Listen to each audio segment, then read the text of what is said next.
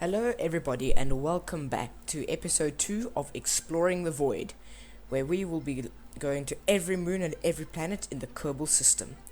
In today's adventure, we're going to go to Minums, which is the second moon of Kerbin, and is slightly smaller than the Mun and is sitting at a slight inclination of 6 degrees. So, right now, obviously, in the VAD, building our ship that will get to Minums with the newly obtained Science Junior module, which is going to give us a lot of science. So you may think that Minmus is slightly harder to get to, and yes it is, and that it may require more fuel to get there. So that idea isn't correct nor incorrect. It requires a little bit more delta V to get your orbit high enough to get an encounter with Minmus, but landing on it and taking off from Minmus and getting back to Kerbin statistically takes less fuel to do, because it is way smaller than the Mun, and thus the gravitational influence of it is a lot lower. So this craft will have two auxiliary tanks sitting at the side, which we will be transferring fuel from into the single main smaller tank.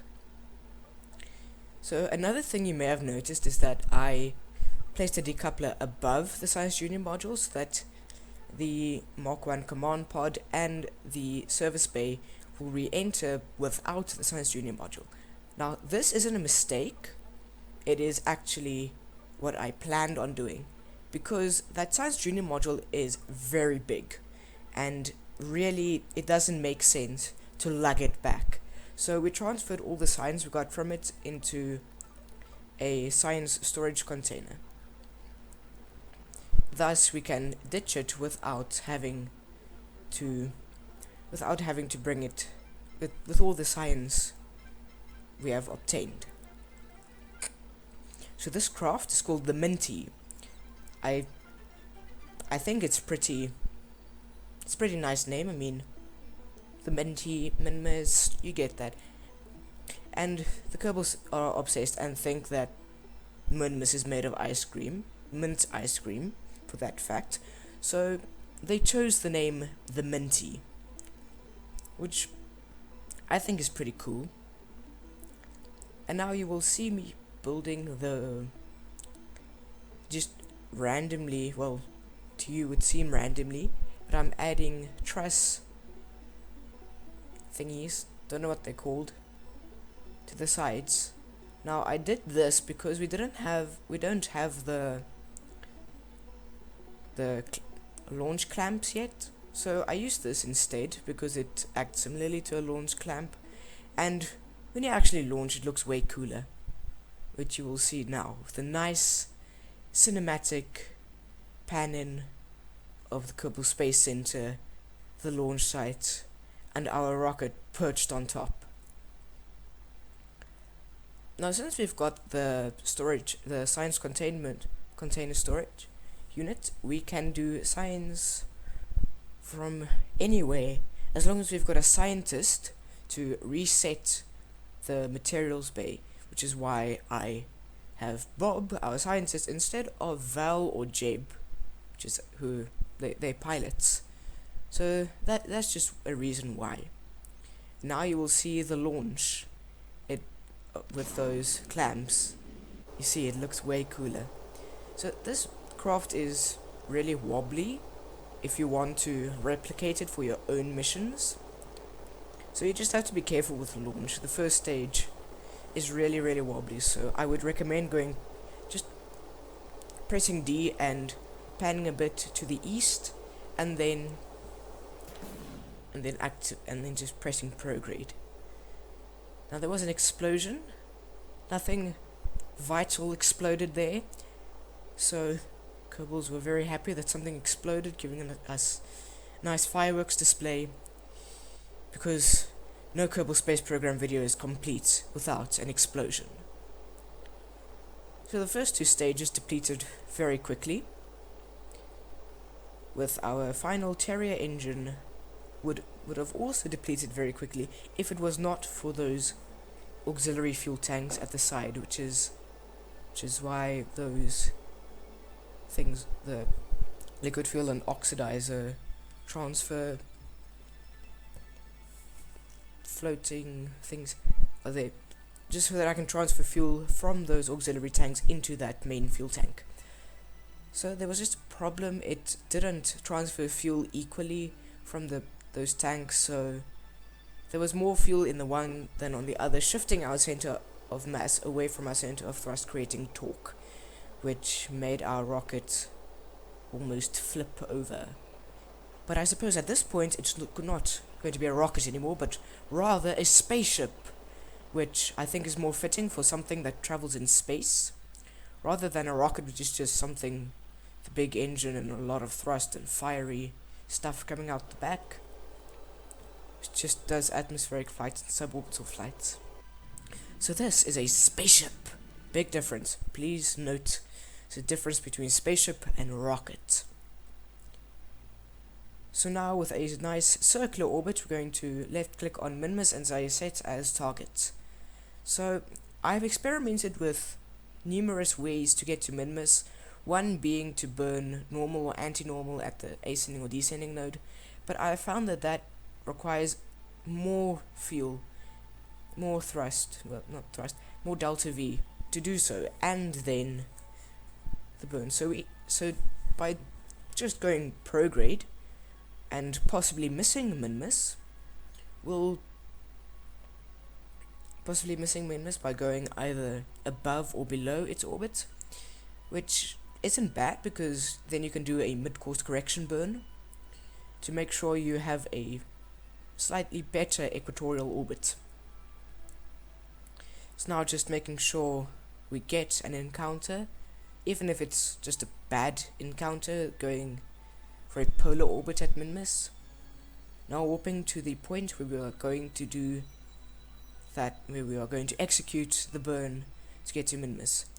So the delta V meter said we didn't have enough fuel in that stage to do the burn and get there, but how very wrong it was, because we could just transfer fuel from those two auxiliary tanks, and there you can see the red line receding and being replaced by green, which is good. Green is good, yes. You can see our orbit increasing, and now just fine-tuning that, just getting rid of the orbital maneuver there, just to do basic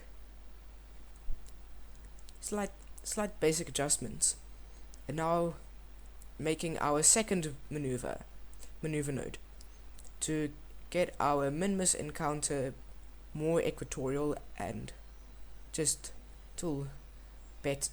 slightly better, so that Bob doesn't have to do any corrections at Minums. So you can see him now getting out and doing science, and now just once again transferring fuel and putting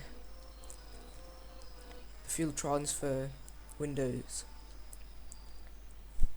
in a nice way up there. Now doing science high over Kerbin, and now getting ready to do our second burn to make sure that we are going on a slightly better orbit at Minums. So just once again removing the maneuver node and fine-tuning our orbit, and now doing science high over Kerbin. I think I said that, never mind. Doing science, ignore the first one, you didn't hear it, yes. Now Bob going EVA report and resetting materials bay, restoring them.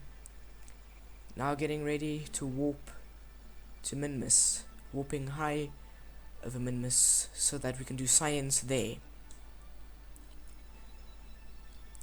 Now once again, just observing the mystery goo, taking barometric pressure scans and temperature scans, and observing that big Science Junior Materials Bay, and restoring it and storing everything in that one little science storage unit, so that we can do more science once we've landed at Minmus.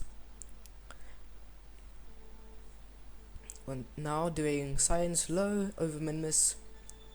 Just before we're going to execute the burn, there we go. Now executing the burn to get into orbit around Minmus. So you did see me going prograde because my periapsis dropped below Minmus' surface, so we ended up on a suborbital trajectory. So we just had to burn prograde to get the periapsis back up a bit. And there's a nice circular orbit at Minmus. Now warping to the point where we are going to burn retrograde to put us on a suborbital trajectory over Minmus, so that we can land and do science at the surface of Minmus. Now you'll see many slopey terrain and bad terrain, and then the slightly darker blue terrain, which is the lake beds of Minmus. This is a very good place to land at Minmus, and is why it is recommended as a first stop for a mission once you've got into orbit, because it is very flat and very easy to land on. So you've got no problems unless your rocket is very, very top heavy and has a very, very small base. It shouldn't flip. But just one thing you have to be careful of when landing at Minmus, because its gravity is so low that you don't go in too fast and then end up bouncing, which is not recommended and makes Kerbals nauseous, which they don't like. So now burning retrograde to slow down our speed relative to the surface.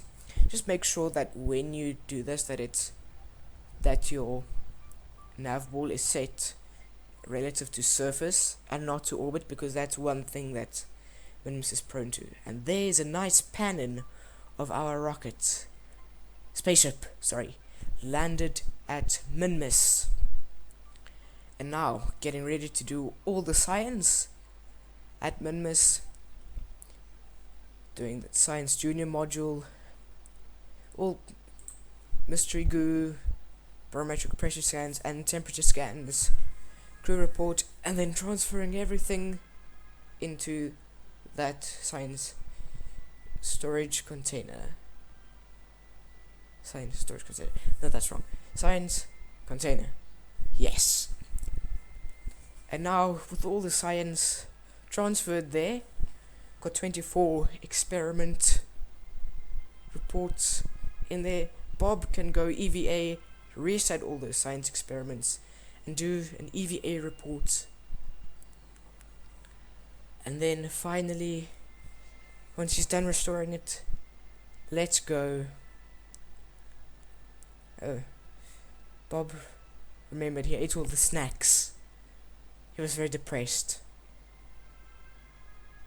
But anyways, he's gonna let go. And he's on Minmus.